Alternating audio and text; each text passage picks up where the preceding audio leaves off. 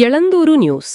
ಮಾಹಿತಿದಾರನಿಗೆ estimate ಬಗ್ಗೆ ಮಾಹಿತಿ ನೀಡದೆ ತರಾತುರಿಯಲ್ಲಿ ಕಾಂಕ್ರೀಟ್ ಹಾಕಿರುವುದು ಗುಣಮಟ್ಟದ ಕಾಮಗಾರಿಯಾಗಿದೆಯೋ ಎಂದು ಅನುಮಾನ ಹುಟ್ಟಿಸಿದೆ. ಬಿಜೆಪಿ ರಾಜ್ಯ ಉಪಾಧ್ಯಕ್ಷರಾದ ಎನ್ ಮಹೇಶ್ ಹೇಳಿಕೆ. ವರದಿ ಸ್ವಾಮಿ ಬಳೆಪೇಟೆ. ಚಾಮರಾಜನಗರ ಜಿಲ್ಲೆಯ ಯಳಂದೂರು ಪಟ್ಟಣದಿಂದ ಚಂದಕವಾಡಿಗೆ ಹೋಗುವ ರಾಜ್ಯ ಹೆದ್ದಾರಿಯಲ್ಲಿ ಯಳಂದೂರು ಹಾಗೂ ವೈ.ಕೆ. ಮೋಳೆ ರಸ್ತೆ ಮಧ್ಯದ ಕಿರು ಸೇತುವೆ ಕಾಮಗಾರಿಯು ಕಳಪೆ ಗುಣಮಟ್ಟದಿಂದ ನಡೆಯುತ್ತಿದೆ ಎಂದು ಮಾಧ್ಯಮಗಳಲ್ಲಿ ಹರಿದಾಡುವುದನ್ನು ನೋಡಿ ಬಿಜೆಪಿ ರಾಜ್ಯ ಉಪಾಧ್ಯಕ್ಷರಾದ ಎನ್ ಮಹೇಶ್ ರವರು ಕಾಮಗಾರಿಯನ್ನು ಪರಿಶೀಲಿಸಿದರು. ನಂತರ ಮಾತನಾಡಿ ಅವರು, ಈ ಭಾಗದ ಜನರು ದಿನನಿತ್ಯ ಈ ರಸ್ತೆಯಲ್ಲಿ ಓಡಾಡುತ್ತಾರೆ. ನೀವು ಮಾಡುವ ಕಾಮಗಾರಿಯಲ್ಲಿ ಬಳಸಿದ ಕಬ್ಬಿಣದ ಮೇಲೆ ಸಾರ್ವಜನಿಕರಿಗೆ ಅನುಮಾನ ಬಂದಿದೆ. ಹಾಗಾಗಿ ಅವರು ಕೇಳುವ ಪ್ರಶ್ನೆಗೆ ತಾವು ಉತ್ತರ ಕೊಡಬೇಕು. ಗುರುವಾರ ಮಾಹಿತಿ ಕೇಳಿದ ಕೆಂಪರಾಜುರವರಿಗೆ ಮಾಹಿತಿ ಕೊಡದೆ ಕಾಂಕ್ರೀಟ್ ಹಾಕಿ ಶುಕ್ರವಾರ ಮಾಧ್ಯಮಗಳ ಮೂಲಕ ಕಾಮಗಾರಿ ಸರಿಯಾಗಿದೆಯೆಂದು ಅಧಿಕಾರಿಗಳು ಹೇಳಿರುವುದು ತೊಪ್ಪೆ ತರಿಸುವ ಕೆಲಸ ಆಗಿದೆ. ನೀವು ಮಾಡುವ ಕಾಮಗಾರಿಯು 6 ವರ್ಷಗಳ ಒಳಗೆ ಶಿಥಿಲವಾದರೆ ಸಂಬಂಧಪಟ್ಟ ಇಂಜಿನಿಯರ್ಗಳು ನೀವೇ ಜವಾಬ್ದಾರಿ ಹೊತ್ತಬೇಕು ಎಂದು ಜೂನಿಯರ್ ಇಂಜಿನಿಯರ್ ಜಯಶ್ರೀ ರವರನ್ನು ತರಾಟೆಗೆ ತೆಗೆದುಕೊಂಡರು. ಮಾಹಿತಿ ಕೊಡದೆ ತಪ್ಪಾಗಿದೆ, ಮುಂದೆ ಈ ರೀತಿಯಾಗಿ ಆಗುವುದಿಲ್ಲ ಎಂದು ಮಾಧ್ಯಮಗಳ ಮುಂದೆ ಜಯಶ್ರೀ ಹೇಳಿಕೆ. ಹೌದು, ಮಾಹಿತಿ ಕೇಳಿದ ಕೆಂಪರಾಜುರವರಿಗೆ ಮಾಹಿತಿ ಕೊಡದೆ ಕಾಂಕ್ರೀಟ್ ಹಾಕಿಸಿರುವುದು ತಪ್ಪು. ಮುಂದೆ ಈ ಥರ ಆಗುವುದಿಲ್ಲ. ಮಾಹಿತಿ ಕೇಳುವ ಸಾರ್ವಜನಿಕರಿಗೆ ಮಾಹಿತಿ ನೀಡುತ್ತೇವೆ ಎಂದು ಜಯಶ್ರೀ ಕ್ಷಮೆಯೋಚಿಸಿದರು. ಈ ಸಂದರ್ಭದಲ್ಲಿ ಕೆಂಪರಾಜು, ಮಂಡಲ ಅಧ್ಯಕ್ಷರಾದ ಅನಿಲ್, ಬಿಜೆಪಿ ಜಿಲ್ಲಾ ಪ್ರಧಾನ ಕಾರ್ಯದರ್ಶಿ ಮಹೇಶ್, ರೇಚಣ್ಣ ಹಾಗೂ ಮುಖಂಡರು ಮತ್ತಿತರರು ಹಾಜರಿದ್ದರು.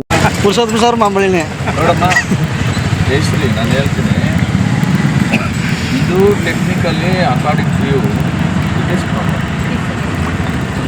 ಇಷ್ಟೇ ಸಾಕು ಅಂತ ನಿಮ್ಮದು ಲೆಕ್ಕಾಚಾರ.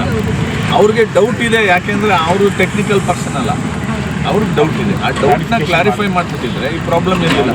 ಅದನ್ನು ಕ್ಲಾರಿಫೈ ಮಾಡಿದೆ ನೀವು ಮೀಡಿಯಾ ಹೇಳ್ಬಿಟ್ಟು ಎಲ್ಲ ಕರೆಕ್ಟಾಗಿದೆ ಅಂತ ಹೇಳ್ಬಿಟ್ರೆ ಅದನ್ನೇನಂತಾರೆ ಗೊತ್ತಾ, ನಮ್ಮ ಭಾಷೆಯಲ್ಲಿ ತಪ್ಪಕ್ಕಾಗ್ತದೆ ಅಂತ. ಆಯಿತು, ಈಗ ನನ್ನ ಕಡೆಯಿಂದ ಮಿಸ್ಟೇಕ್ ಆಗಿದೆ, ಇಲ್ಲ ಅಂತಲ್ಲ. ನಾನು ಹೇಳ್ಬಿಟ್ಟು ಕೆಲಸ ನಿಲ್ಲಿಸಿ ನಿಮ್ಗೆ ಎಕ್ಸ್ಪ್ಲೈನ್ ಮಾಡಿಬಿಟ್ಟು ಆಮೇಲೆ ನಾನು ಕೆಲಸ ಮಾಡಿಸ್ಬೇಕಾಗಿತ್ತು. ಆ ಥರ ಆಗಿಲ್ಲ. ಸೊ ನೆಕ್ಸ್ಟು ಇನ್ನೂ ಹಾಫ್ ಸ್ಪ್ಯಾನ್ ಇದೆ, ಅರ್ಧ ಅಷ್ಟೇ ಕಂಪ್ಲೀಟ್ ಆಗಿರೋದು. ಇನ್ನು ಅರ್ಧಕ್ಕೆ ನೀವೇನೇ ಇದ್ರೂ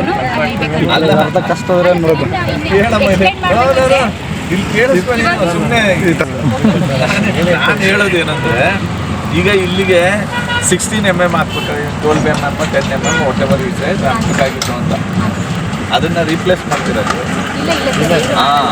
ರೀಪ್ಲೇಸ್ ಮಾಡೋಕ್ಕಾಗಲ್ಲ, ನೀವು ಇಂಬ್ಯಾಲೆನ್ಸ್ ಆಗುತ್ತೆ. ಅದಕ್ಕೆ ಈ ಡಿಸೈನ್ ಏನಿದೆ, ಈ ಡಿಸೈನು ಇಲ್ಲಿ ಓಡಾಡೋ ವೆಹಿಕಲ್ನ ಎಸ್ಟಿಮೇಟ್ ಮಾಡಿರೋದು ಪರ್ಫೆಕ್ಟ್ ಆಗಿದೆ ಅಂತ ಇವ್ರಿಗೆ ಕನ್ವಿನ್ಸ್ ಮಾಡಬೇಕು. ಅವನಿಗೆ ಕನ್ವಿನ್ಸ್ ಮಾಡ್ಬೇಕು ನೀನು ಅಲ್ವಾ? ನೋಡಿ ಸರ್, ಇದು ಮೋಸ್ಟ್ ಡ್ರಾಯಿಂಗು, ಇಡೀ ಸ್ಟೇಟ್ಗೆ ಇದೊಂದೇ ಡ್ರಾಯಿಂಗು. ಇದ್ರ ಪ್ರಕಾರನೇ ನಾವು ವರ್ಕ್ ಮಾಡ್ತಿದ್ದೀವಿ. ಇಲ್ಲಿ ಏನು ಕೊಟ್ಟಿದ್ದೀವಿ ಈಗ ಹೇಳಿದ ಪ್ರಯೋಜನ ಏನಪ್ಪ? ಇದೇ ಕೆಲಸ ಮೊನ್ನೆ ಮಾಡಿದ್ರೆ ಮುಗಿದೈತಿ ಮೇಡಮ್ ಅವರ.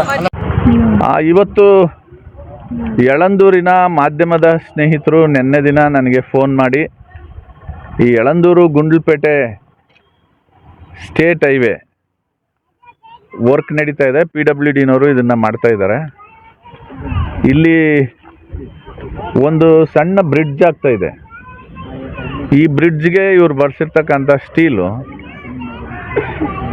ಸಾರ್ವಜನಿಕರಿಗೆ ಡೌಟ್ ಬಂದಿದೆ. ಈ 8 mm 10 mm 12 mm ಅಂತ ಹಾಕ್ಕೊಂಡಿದ್ದಾರಲ್ಲ, ಅಷ್ಟು ಹಾಕಿಲ್ಲ. ಹಾಗಾಗಿ ಸೇತುವೆ ಡ್ಯಾಮೇಜ್ ಆಗುತ್ತೆ ಅಂತ ಅಬ್ಜೆಕ್ಷನ್ ರೈಸ್ ಮಾಡಿದ್ದಾರೆ.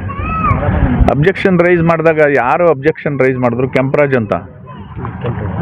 ಅವರು ಅಬ್ಜೆಕ್ಷನ್ ರೈಸ್ ಮಾಡಿದ್ದಾರೆ. ಸೊ ಜಯಶ್ರೀ ಅವರು ಜೂನಿಯರ್ ಇಂಜಿನಿಯರು, ಇದರ ಸೂಪರ್ವಿಷನ್ ಮಾಡ್ತಾ ಇರೋದು ಅವರು ಅಬ್ಜೆಕ್ಷನ್ ರೈಸ್ ಮಾಡಿದಾಗ ಈ ಬ್ರಿಡ್ಜ್ಗೆ ಟೆಕ್ನಿಕಲಿ ಹೇಗೆ ಡಿಸೈನ್ ಆಗಿದೆ ಆ ಪ್ರಕಾರ ಮಾಡ್ತಾ ಇದ್ದೀವಿ ಅನ್ನೋದು ಅವ್ರ ಪ್ರಶ್ನೆ. ಅದು ದಟ್ ಈಸ್ ಓಕೆ, ಫೈನ್. ಆದರೆ ಈ ಡಿಸೈನ್ ಪ್ರಕಾರ ಮಾಡ್ತಾ ಇದ್ದೀವಿ, ಇಲ್ಲಿ ಜಾಸ್ತಿನೂ ಮಾಡಿಲ್ಲ ಕಡಿಮೆನೂ ಮಾಡಿಲ್ಲ ಅಂತ ಹೇಳಿ ಕೆಂಪರಾಜಿಗೆ ಕನ್ವಿನ್ಸ್ ಮಾಡಿಬಿಟ್ಟು ಆಮೇಲೆ ಕಾಂಕ್ರೀಟ್ ಹಾಕ್ಬೇಕಾಗಿತ್ತು. ಇವರು ಕೆಂಪರಾಜಿಗೆ ಕನ್ವಿನ್ಸ್ ಮಾಡಿದೆ ಕಾಂಕ್ರೀಟ್ ಹಾಕಿ ಮೋಲ್ಡಾಗಿ ಹೋಗಿದೆ. ಈಗ ನಾನು ಕೆಂಪರಾಜು ಬಂದು ಇಲ್ಲಿ ನೋಡ್ತಾ ಇದ್ದೀವಿ, ನನಗೂ ಡೌಟ್ ಬರ್ತಾ ಇದೆ. ಇವರೇನು ಡಿಸೈನ್ ಮಾಡಿದ್ದಾರೆ ಆ ಡಿಸೈನ್ ಪ್ರಕಾರ ಒಳಗಡೆ ಐರನ್ ಹಾಕಿದಾರಾ ಇಲ್ವಾ ಅನ್ನೋದು ಡಿಸೈನ್ ಡೌಟ್ ಬರ್ತದೆ. ಇದನ್ನು ನಾನು ಜಯಶ್ರೀ ಜೂನಿಯರ್ ಇಂಜಿನಿಯರ್ನ ಸ್ಪಾಟಿಗೆ ಕರೆದು ಕೇಳಿದಾಗ ಇಲ್ಲ ಅದನ್ನು ಅದ್ರ ಪ್ರಕಾರ ಮಾಡಿದ್ದೀವಿ, ಕೆಂಪರಾಜು ಅವ್ರನ್ನ ಕರೆದು ಕ್ಲಾರಿಫೈ ಮಾಡಿದ್ಮೇಲೆ ಕಾಂಕ್ರೀಟ್ ಮಾಡಬೇಕಾಗಿತ್ತು, ಅದು ಮಿಸ್ಟೇಕ್ ಆಗಿದೆ ಅಂತ ಜಯಶ್ರೀ ಒಪ್ಕೊಂಡಿದ್ದಾರೆ. ಸೊ ಈಗ ನಂದು ಪ್ರಶ್ನೆ ಏನು ಅಂದರೆ, ಈ ರೋಡ್ ಇದೆಯಲ್ಲ, ಈ ರೋಡಲ್ಲಿ ಕರಿಕಲ್ ಲಾರಿಗಳು ಹೋಗ್ತವೆ, ಎಮ್ ಸ್ಯಾಂಡ್ ಲಾರಿಗಳು ಹೋಗ್ತವೆ, ಕಬ್ಬಿನ ಲಾರಿಗಳು ಹೋಗ್ತವೆ. ನಮ್ಮ ಮಾದೇಶ್ವರ ಸಕ್ಕರೆ ಕಾರ್ಖಾನೆಗೆ ಲಾರಿಗಳು PWD ಸ್ಪೆಸಿಫಿಕೇಷನ್ ಪ್ರಕಾರ ಎಷ್ಟು ಟನ್ ತಗೊಂಡೋಗ್ಬೇಕು ಅಂತ ಇದೆಯೋ ಅದಕ್ಕಿಂತ ಜಾಸ್ತಿ ತಗೊಂಡೋಗ್ತಾರೆ. ಇವ್ರು ಪ್ಲ್ಯಾನ್ ಮಾಡಿರೋದು 20 ಟನ್ಸ್ ಬೇರಿಂಗ್ ಕೆಪಾಸಿಟಿ ಇದಕ್ಕಿದೆ ಅಂತ.